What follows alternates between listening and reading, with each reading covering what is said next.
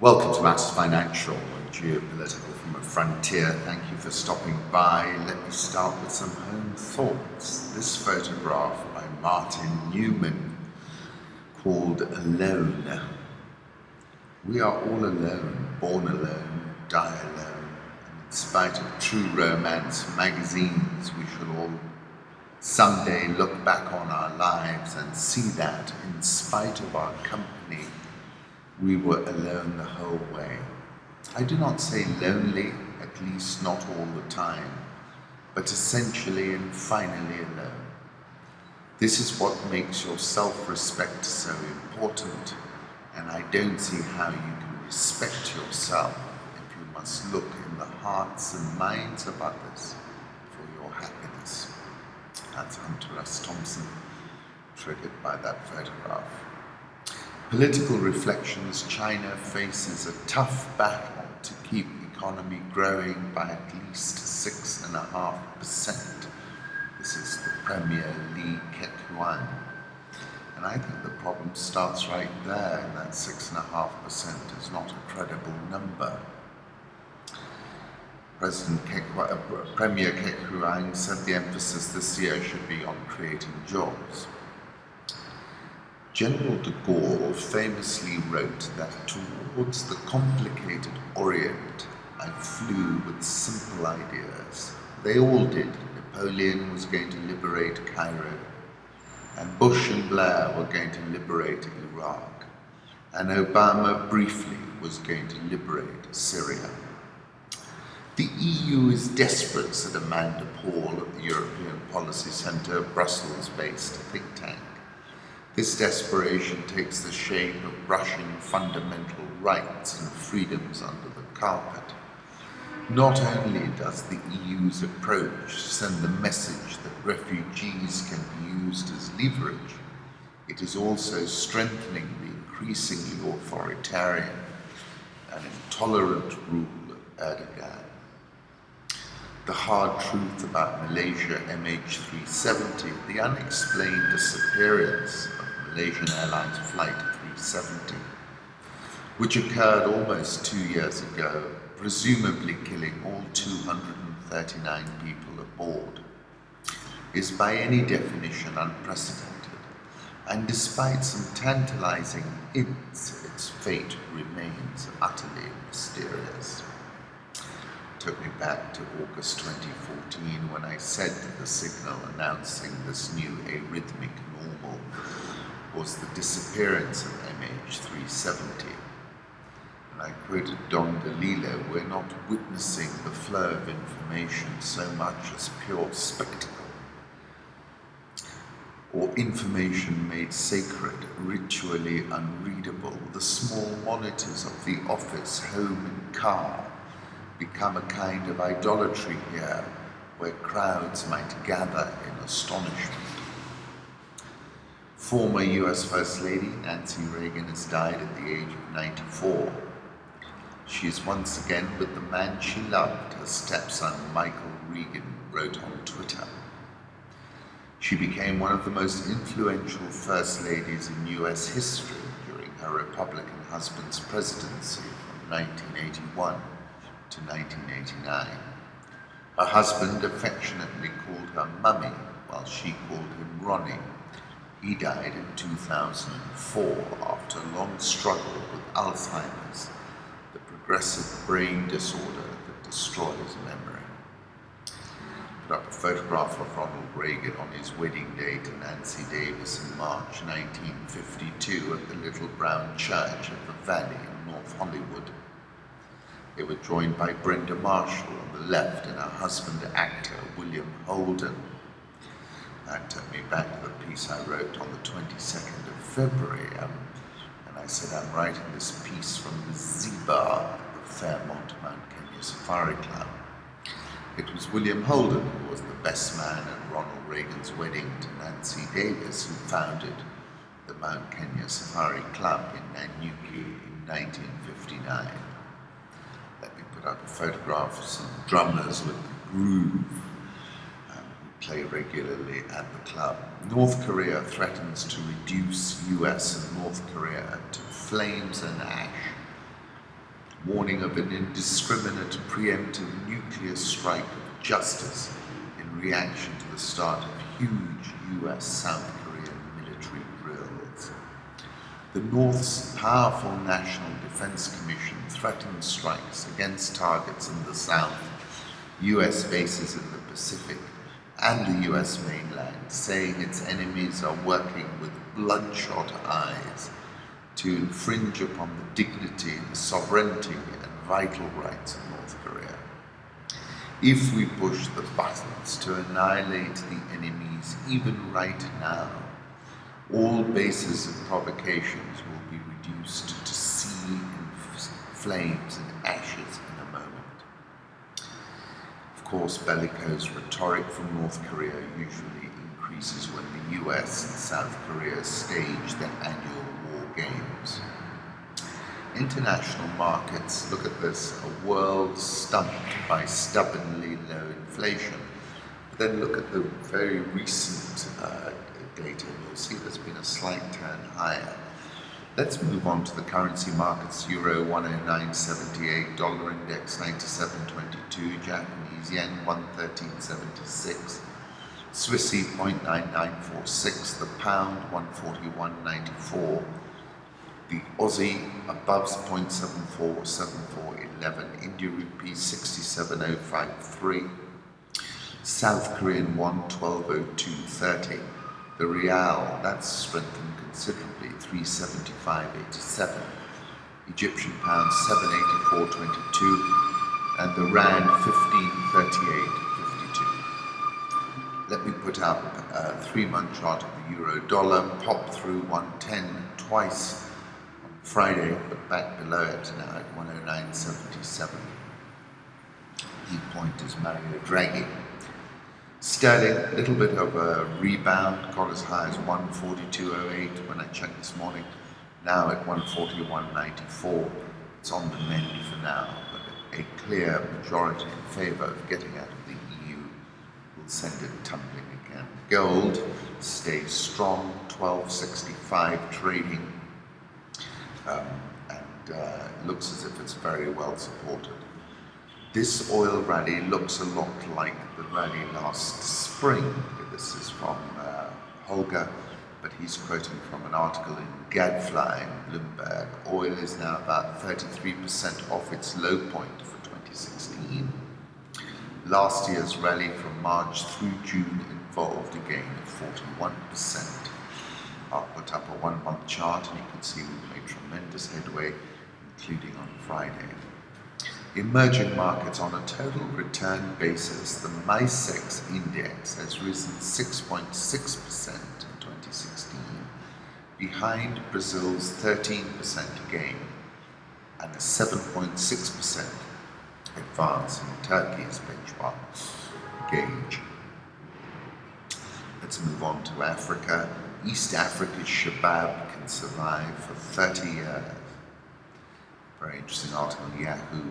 One was talking about the steady escalation in attacks, a 200-kilogram homemade bomb, which was only the second time Shabab had used such a large device. AMISOM is fighting the wrong war, said Stig Jarle Hansen, a Norwegian academic and author of a forthcoming book on jihad in Africa.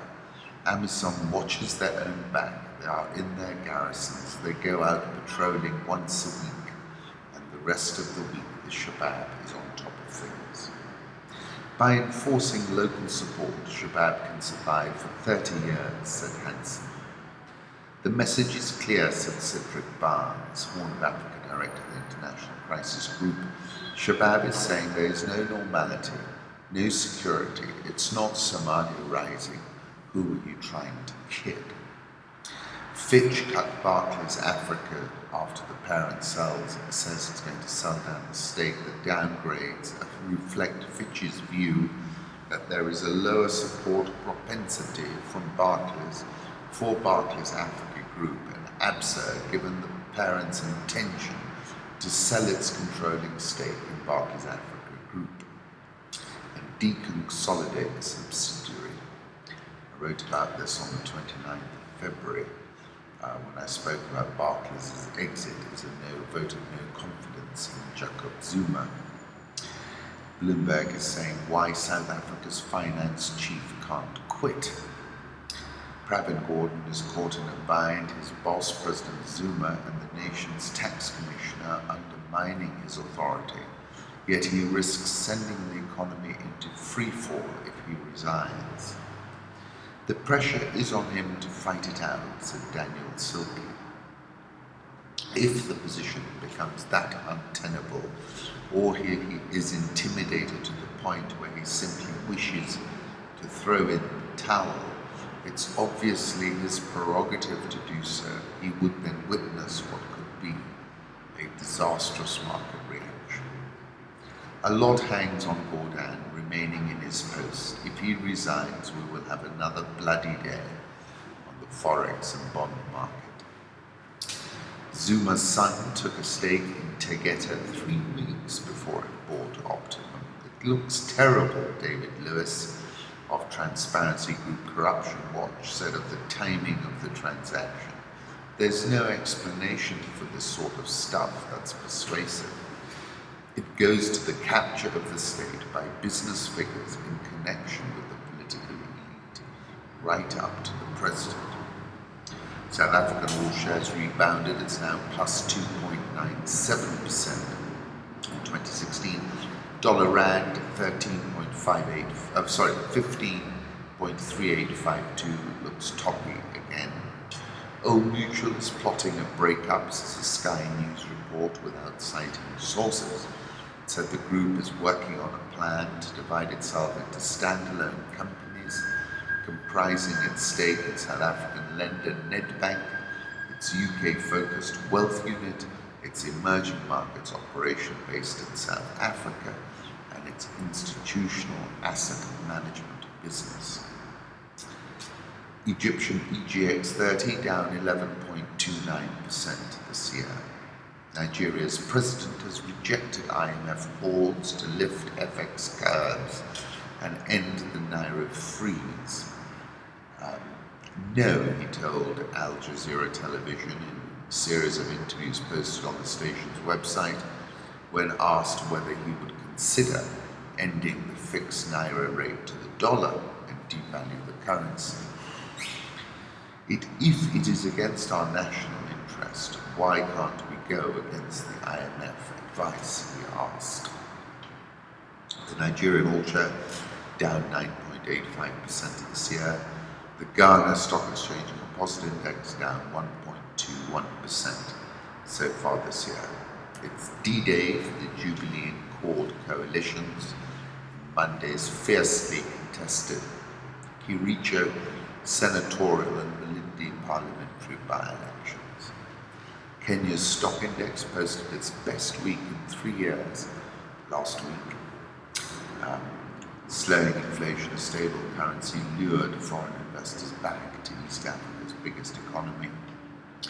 The Nairobi All Share climbed 4.1% last week, most since the 5 days ending March the 8th, 2013. Kenyan and Limuruti led the gains.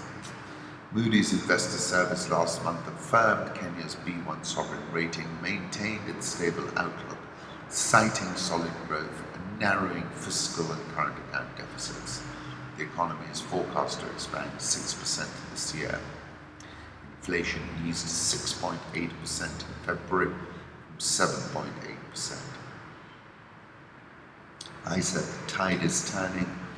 Kenya will attract more inward flows than peers like Nigeria, where there are concerns about a potential devaluation, and South Africa with political concerns about President Jacob Zuma. Barclays Bank Kenya reported full-year profit after tax, eked out a 0.158% improvement. Loans and advances were up 15.91%.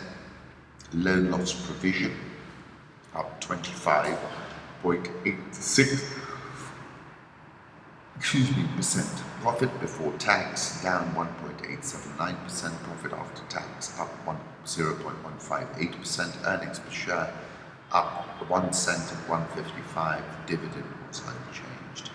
Interesting that loans and advances clocked plus 3.976% at the end of the first half and ended the year at plus 12.763%.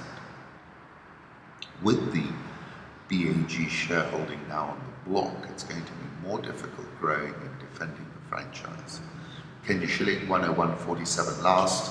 Nairobi all share up 0.86% year to date, and that was after a very strong performance last week. NSE 20 is still down 1.47% this year. Money given to Kenya since stolen puts Nike in the spotlight.